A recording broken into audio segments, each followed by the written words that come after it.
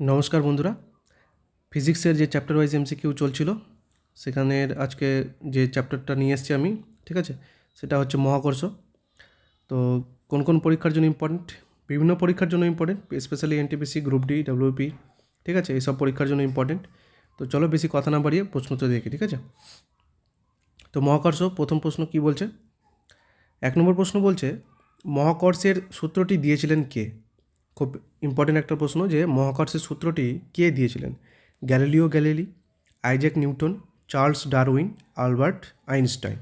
তাহলে মাথায় রাখতে হবে যে মহাকর্ষের যে সূত্রটি দিয়েছিল সেই সূত্রটি কে দিয়েছিল? আমাদের আইজ্যাক নিউটন, ঠিক আছে। তাহলে 1-এর বি হয়ে গেল কি সঠিক উত্তর। চলে যাব পরের প্রশ্নতে। 2 নম্বর প্রশ্ন, মাধ্যাকর্ষণ শক্তি কটি এর মধ্যে আকর্ষণ বল দ্বারা সংজ্ঞায়িত করা হয়? 2টি চার্জ, 2টি দূষক, 2টি ভর, একাধিক ভর। তাহলে যে মাধ্যাকর্ষণ শক্তি মানে মোট কটি এর মধ্যে আকর্ষণ বল মানে সংজ্ঞা করা হয়, মানে ওই সংজ্ঞাতে কটি আকর্ষণ বল বলা আছে, কটি বস্তুর মধ্যে আকর্ষণ বল বলা আছে, ঠিক আছে। তাহলে কি হয়, আমরা যে সূত্রটা জানি, সূত্রটা কি, মাধ্যাকর্ষণ শক্তি যদি সূত্র লিখি আমরা F equals to m1 into m2 by R square into কী হয় জি, যেটা মহাকর্ষীয় ধ্রুবক।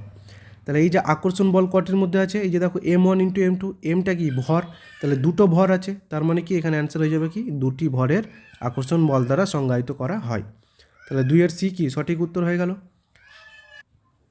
চলে যাব পরের প্রশ্নতে। 3 নম্বর প্রশ্ন কি বলছে দেখি। বলছে মহাবিশ্বের প্রতিটি বস্তু একটি বলের সাহায্যে অন্য সব বস্তুতে আকর্ষণ করে যা তাদের মধ্যে ড্যাশের বর্গের ব্যস্তানুপাতিক। একটু আগেই বললাম যে এফ ইকুয়ালস টু মহাকর্ষীয় ধ্রুবক G into m1 into m2 by R square. তাহলে যেটা ব্যস্তানুপাতিক, ব্যস্তানুপাতিক মানে কি নিচে থাকবে, তাহলে নিচে কি আছে আরটা কি দূরত্ব, ঠিক আছে।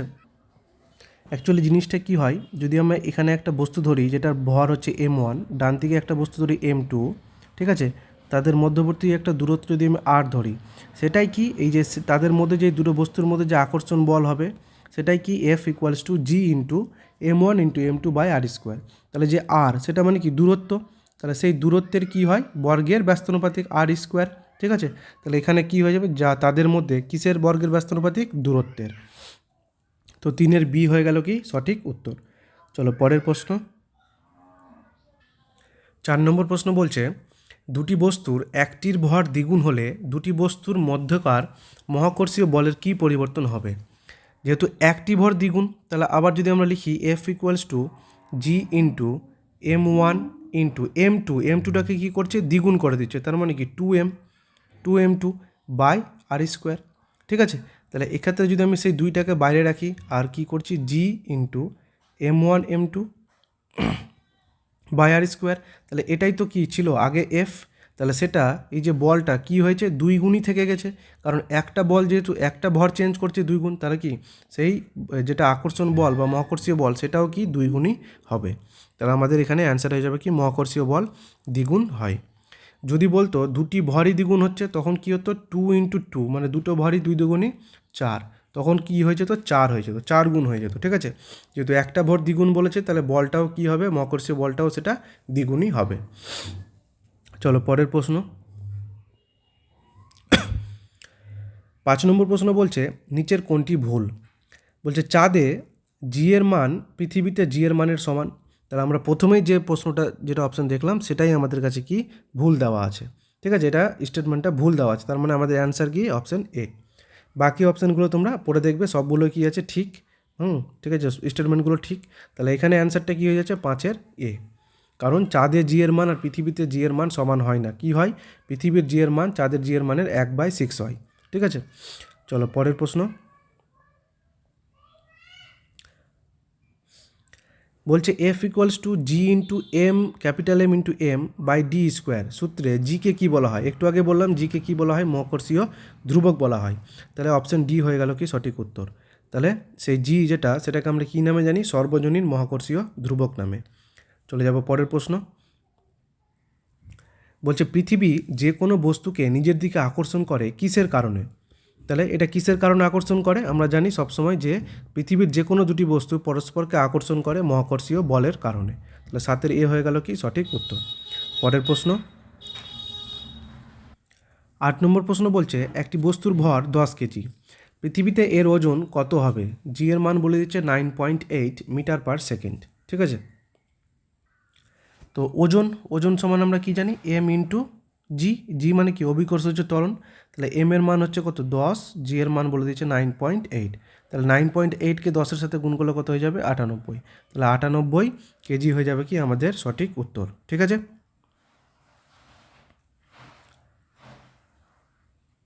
আচ্ছা এটা কেজি নয়, এটা নিউটনে হবে। ঠিক আছে, কারণ ওজন চেয়েছে। ঠিক আছে, তাহলে অপশান সি হবে আমাদের কাছে সঠিক উত্তর। ঠিক আছে, যদি ভর যদি কেজিতে হয় তাহলে ওজন কি? নিউটনে হবে, কারণ ওজন আর বলের একক কি? সমান হয়। তো 98 নিউটন অ্যান্সার হলো। পরের প্রশ্ন বলছে পৃথিবী পৃষ্ঠে পরিমাপ করা হলে একটি বস্তুর ওজন 60 কেজি হয়, চন্দ্রপৃষ্ঠে পরিমাপ করলে এর ওজন কত হবে?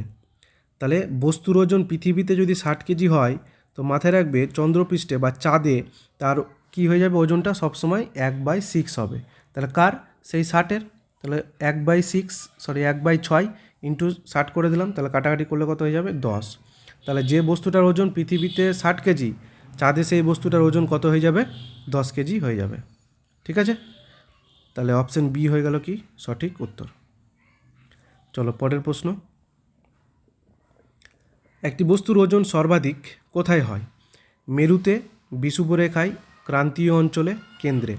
তাহলে একটি বস্তুর ওজন সর্বাধিক হয় সবসময় মাথায় রাখবে মেরুতে। তাহলে মেরুতে সবসময় কি হয়? একটা বস্তুর ওজন সর্বাধিক হয়। আর কেন্দ্রে কি হয়? কেন্দ্রে সবসময় বস্তুর ওজন কি হয়? 0। ঠিক আছে, তাহলে দুটো ইম্পর্টেন্ট, যে বস্তুর ওজন সর্বাধিক হয় মেরুতে আর কেন্দ্রে হয় 0। চলে যাব পরের প্রশ্ন। 11 নম্বর বলছে কিসের নিরিখে আয়ের মান হ্রাস পায়? আচ্ছা প্রশ্নটা ইনকমপ্লিট আছে। ঠিক আছে, তো এটা বাদ দিচ্ছি, পরের প্রশ্নতে দেখছি। বলছে গ্রহ ও উপগ্রহের গতি কে নির্ধারণ করেন? Newton, Einstein, Oppenheimer, Kepler. তাহলে 4টা অপশনের মধ্যে সঠিক উত্তর কোনটা হবে? তো গ্রহ ও উপগ্রহের গতি যে নির্মাণ করে সে বিজ্ঞানীর নাম হচ্ছে কি? কেপলার। ঠিক আছে, তাহলে কেপলার কি করেছিল? গ্রহ ও উপগ্রহের গতি নির্ধারণ করেছিল। চলে যাব পরের প্রশ্ন। বলছে ভূপৃষ্ঠ থেকে একটি উপগ্রহের উচ্চতা কত কিলোমিটার হয়? তাহলে 35,000, 36,000, 37,000, 34,000। তাহলে মাথায় রাখবে ভূপৃষ্ঠ থেকে একটি উপগ্রহ সবসময় কত উচ্চতায় রাখা হয়? 36,000 কিলোমিটার উচ্চতায় রাখা হয়। ঠিক আছে, চলো পরের প্রশ্ন। চাঁদে মুক্তিবেগের মান কত? তাহলে চাঁদে মুক্তিবেগের মান হচ্ছে সবসময় মাথায় রাখবে 2.4 কিলোমিটার পার সেকেন্ড হয়। ঠিক আছে, এখানে দেখো মিটার আছে, এখানে কিলোমিটার আছে, তাহলে অ্যান্সার হয়ে যাবে কি 2.4 কিলোমিটার পার সেকেন্ড। তাহলে 15 নম্বর প্রশ্ন বলছে ভরের নিত্যতা সূত্র কে আবিষ্কার করেন? তাহলে option A Newton, option B Einstein, option C Lavoisier, কেউ নয়। তাহলে ভরের নিত্যতা সূত্র যে আবিষ্কার করে তার নাম হচ্ছে কি? বিজ্ঞানী ল্যাভয়েসিয়ার। তাহলে 15-র সি হবে কি সঠিক উত্তর। পরের প্রশ্ন বলছে চন্দ্রপৃষ্ঠ থেকে আনা শিলার ওপর কী প্রভাব পড়বে? এর ওজনের পরিবর্তন হবে, এর ভর পরিবর্তিত হবে, ভর এবং ওজন দুটোই পরিবর্তিত হবে, ভর এবং ওজন উভয়ই একই থাকবে। তাহলে চাঁদ থেকে আনা যে কোনো শিলার ওপর কী প্রভাব পড়বে? সবসময় আমরা জানি যে চাঁদে যেটা ওজন হবে পৃথিবীতে তার 6 গুণ ওজন হয়ে যাবে। তাহলে আমাদের কিসের পরিবর্তন হবে? ওজনের পরিবর্তন। যদি চাঁদে সেটা 10 কেজি হয় তাহলে পৃথিবীতে হয়ে যাবে কত?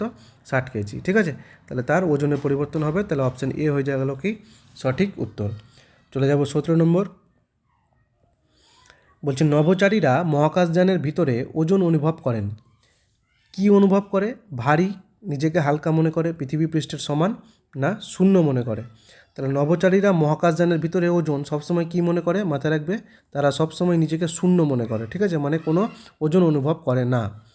চলো 18 নম্বর প্রশ্ন। কেপলার গ্রহের গতি সংক্রান্ত কয়টি সূত্র দিয়েছেন? তাহলে কেপলার যে গ্রহ বা উপগ্রহের যে গতি সংক্রান্ত মানে সূত্র দিয়েছিলেন, তাহলে কটি দিয়েছিল? 2টি, 3টি, 4টি, 5টি। তাহলে কেপলার সবসময় মাথায় রাখবে সবসময় কটি দিয়েছিল? গ্রহ ও উপগ্রহের 3টি সূত্র দিয়েছিল। 19 নম্বর প্রশ্ন। বলছে চাঁদ থেকে নিয়ে আসা কোনো পাথর পৃথিবীতে তার ভরের কী পরিবর্তন হবে? বলছে বাড়বে, কমবে, একই থাকবে, শূন্য। তাহলে এই প্রশ্নটা তোমাদের জন্য হোমওয়ার্ক থাকলো। ঠিক আছে, এটা তোমরা অবশ্যই কমেন্টে জানাবে যে চাঁদ থেকে কোনো পাথর যদি নিয়ে আসি পৃথিবীতে তাহলে তার ভরের কী পরিবর্তন হবে। ঠিক আছে, এটা প্রশ্নটা তোমাদের জন্য থাকলো, অবশ্যই অপশানে জানাও, কমেন্টে জানাও যে কোন অপশানটা হবে।